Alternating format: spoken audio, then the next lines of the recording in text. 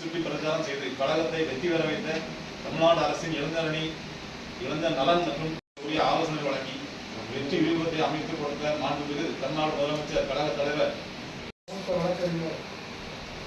மாவட்ட கழக செயலாளர் அண்ணாச்சி ஆவடைக்கன் அவர்களுக்கும்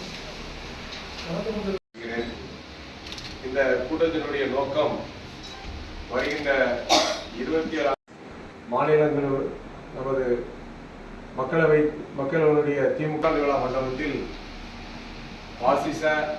பாஜக அரசால் அமல்படுத்தப்பட்டுள்ள மாவட்டத்தினுடைய பொறுப்பு அமைச்சர் அண்ணன் தங்க தென்னரசு அவர்களும் மற்றும் தூத்துக்குடி விருதுநகர் ஆகிய மாவட்டங்களின் செயலாளர்கள் முன்னிலை வகித்து அந்த கருத்தரங்கை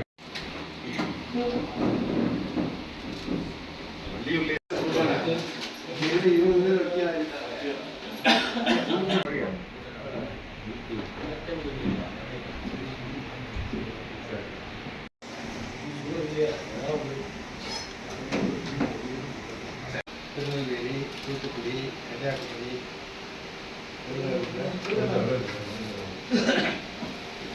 விருதுநகர் ஆகிய இந்த 5 மாவட்டங்களினுடைய வழக்கறிஞர்கள் கலந்து கொண்டு கலந்துரையாடல் கூட்டம் நடைபெறுகிறது. அந்த கூட்டத்தில் இந்த 5 மாவட்டங்களில் இருக்கக்கூடிய வழக்கறிஞர்கள், திராவிட முன்னேற்ற கழகத்தைச் சேர்ந்த வழக்கறிஞர்கள் அதிகமான பேர் கலந்து கொண்டு நமது கருத்துக்களை எடுத்து சொல்ல வேண்டிய கட்டாயத்தில் நாம் இருக்கிறோம். மத்தியில் இருக்கின்ற ஆட்சி இன்றைய தினம் தேவையில்லாத 3 சட்டங்களை இன்றைய தினம் வழக்கறிஞர்களுக்கு கஷ்டத்தை உண்டு பண்ணக்கூடிய சூழ்நிலையில், நீதிமன்றத்திலும் அவர்களுக்கு நீதிபதிகளுக்கு ஒரு கஷ்டத்தை உண்டு பண்ணுகின்ற ஒரு நிலையில் இன்றைய தினம் புதிதாக அமல்படுத்தி இருக்கிறார்கள். அவர்களுக்கு அமல்படுத்தி இருக்கின்ற அந்த சட்டம் பழைய ஆங்கிலேயர் வகுத்து கொடுத்த மெக்காலேயர் வகுத்து கொடுத்த அந்த சட்டத்தை தான் இவர்களும் வச்சிருக்காங்க. ஏன்னா அது இந்தி பேர் வரணும், சான்ஸ்கிரிட் பேர் வரணுங்கிற ஒரு நோக்கத்தோட இன்றைய தினம் அந்த சமஸ்கிருத பெயர்களை வைத்து அந்த சட்டத்தை நீதிமன்றத்தில் பேசக்கூடிய சூழ்நிலையை இன்று உருவாக்கி கொண்டிருக்கிறார். சமஸ்கிருத பெயர்களை வைத்து நீதிமன்றத்திலே அவர்களை பேச வைக்க வேண்டும். சமஸ்கிருத சட்டம் பெயரை சொல்லி அவங்க நீதிபதியும் வழக்கறிஞரும் பேசக்கூடிய சூழ்நிலை உருவாக்க வேண்டும் என்ற ஒரு எண்ணத்துல தான் இன்றைய தினம் மத்திய சர்க்கார் இந்த சட்டத்தை கொண்டு வந்திருக்கிறோம். வழக்கறிஞர்களும் இன்றைய தினம் எதிர்த்து போராட வேண்டிய சூழ்நிலையை இன்றைய தினம் மத்திய சர்க்கார் உருவாக்கி கொண்டிருக்கிறது என்பதுதான் எனக்கு குறிப்பிட்டது. எதிர்க்கட்சிகளுக்கும் தொழில் செய்ய முடியாத ஒரு நிலைமை.